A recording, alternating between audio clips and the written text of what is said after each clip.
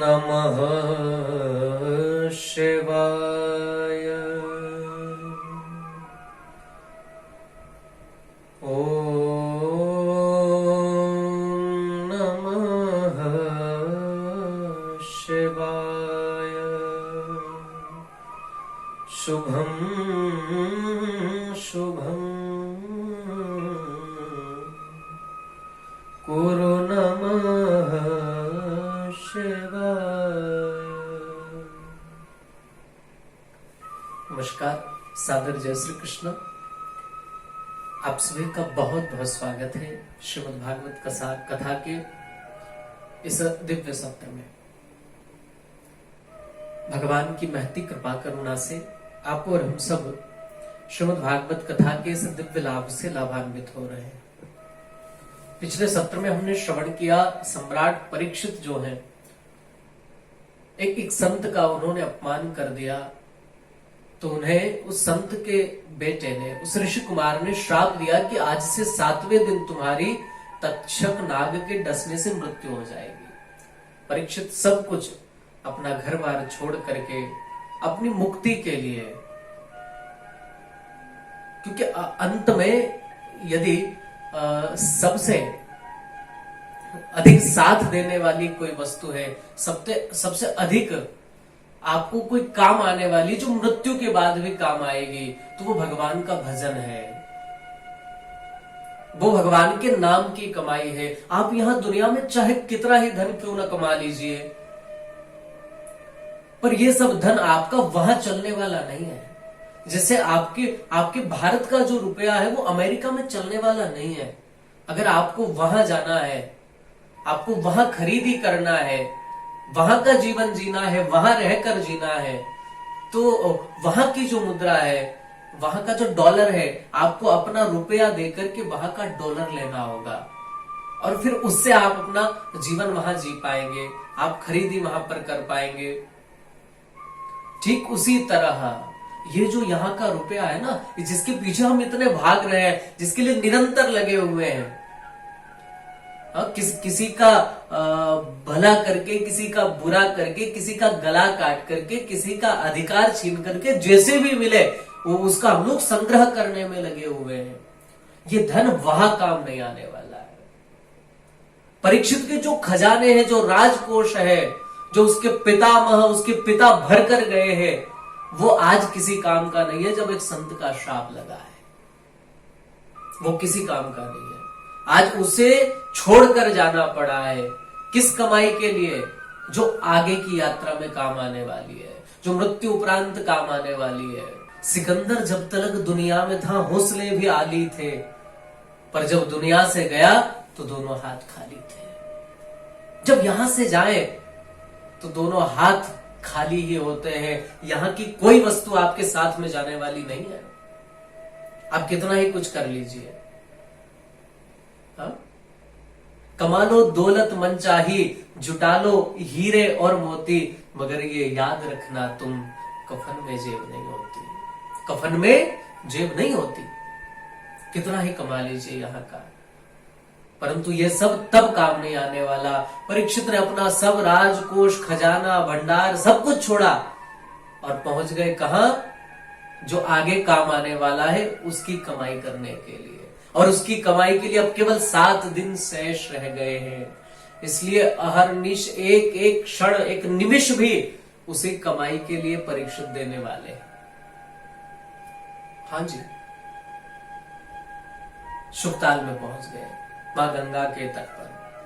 मां गंगा का जो तट है वो स्वभावतः, जो भी व्यक्ति वहां पर जाकर बैठ जाता है, उसके मन से धीरे धीरे संसार निकलने लगता है।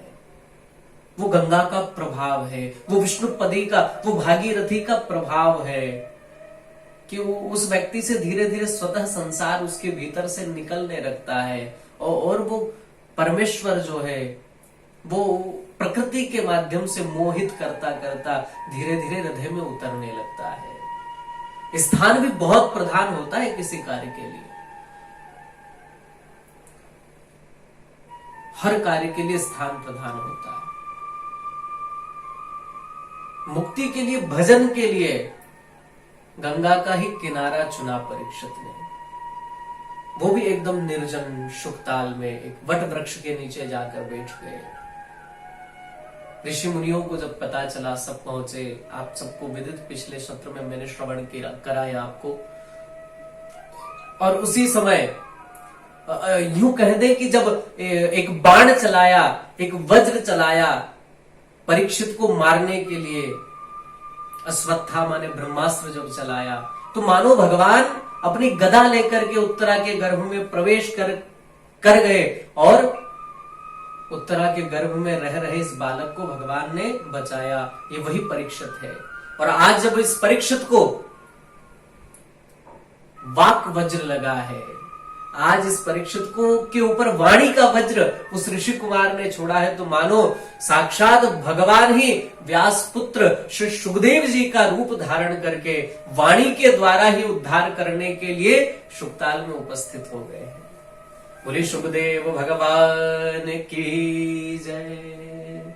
तत्राभवत् भगवान व्यासपुत्रो, तत्राभवत् भगवान व्यासपुत्रो, तत्र अभवत भगवान व्यासपुत्र। मानो साक्षात भगवान ही व्यासपुत्र का रूप धारण करके आज परीक्षित की इस वाणी रूपी वज्र से रक्षा करने के लिए उपस्थित हो गए हो। परीक्षित ने दौड़कर प्रणाम किया और एक ही प्रश्न किया, 7 दिन में मरने वाले को क्या करना चाहिए? जिसकी 7 दिन में मृत्यु हो उसको क्या करना चाहिए? कृपा करके आप मुझे ये बताइए।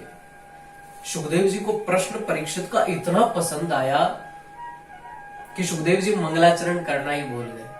भाई जब भी कोई विद्वान, कोई संत या कोई योगी या कोई गुरुजन अपना उद्बोधन जब शुरू करते हैं, अपना वक्तव्य जब आरंभ करते हैं, तो सबसे पहले मंगलाचरण करते हैं। ये हमारे धर्म की परंपरा है। आप भी हमेशा देखते हैं, जब भी मैं भी करता हूं तो सबसे पहले आंख बंद करके कुछ क्षण भगवान का स्मरण करता हूं, उसके बाद हम अपनी वाणी को शुरू करते हैं।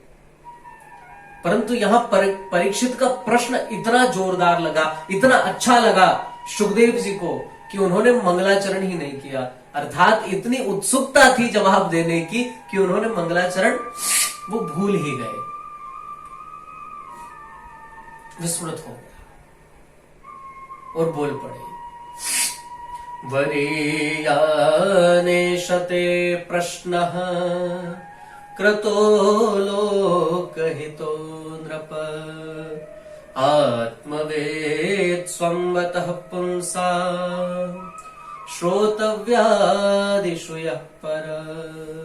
जब भी कोई संत, जब भी कोई महापुरुष या जब भी कोई विद्वान अपना वक्तृत्व शुरू करता है, जब वो अपना उद्बोधन शुरू करता है, तो आरंभ में मंगलाचरण किया करता है। आपने देखा होगा जब हम भी कथा का शुभारंभ करते हैं तो थोड़ा आंख बंद करके भगवान का स्मरण करते हैं, तदुपरांत कथा का आरंभ करते हैं। परंतु यहाँ पर सुखदेव जी को परीक्षित का प्रश्न इतना अच्छा लगा कि वो मंगलाचरण करना ही भूल गए। उनको जवाब देने की, उत्तर देने की इतनी उत्सुकता थी। आखिर ऐसा इस प्रश्न में क्या था जो सुखदेव जी इतने उत्सुक हो गए कि अपना मंगलाचरण करना ही भूल गए? तो आइए जानते हैं। सुखदेव जी बोले प्रथम बार, वरीयानेशते प्रश्नः क्रतो लोकहितो नृप। सबसे अच्छी कोई बात लगी है यहां पर सुखदेव जी को परीक्षित के प्रश्न में, तो वो बात है क्रतो लोकहितो नृप। सुखदेव जी कहते हैं, परीक्षित तुमने जो प्रश्न किया है वो लोकहित के लिए किया है। ये केवल तुमने अपने स्वार्थ के लिए प्रश्न नहीं किया है, अपितु तुमने जो प्रश्न किया है इसमें सारी मानव जाति का कल्याण छुपा हुआ है। इसलिए सुखदेव जी इतने उत्सुक थे, क्योंकि संत जो है उसका तो जीवन ही मानव कल्याण के लिए हुआ है। और जहां संपूर्ण मानव जाति के कल्याण की बात आती है, जिस उद्देश्य से सुखदेव जी निकले हैं, उस उद्देश्य को सार्थक करने के लिए आज सुखदेव जी को मौका मिल गया है परीक्षित के माध्यम से।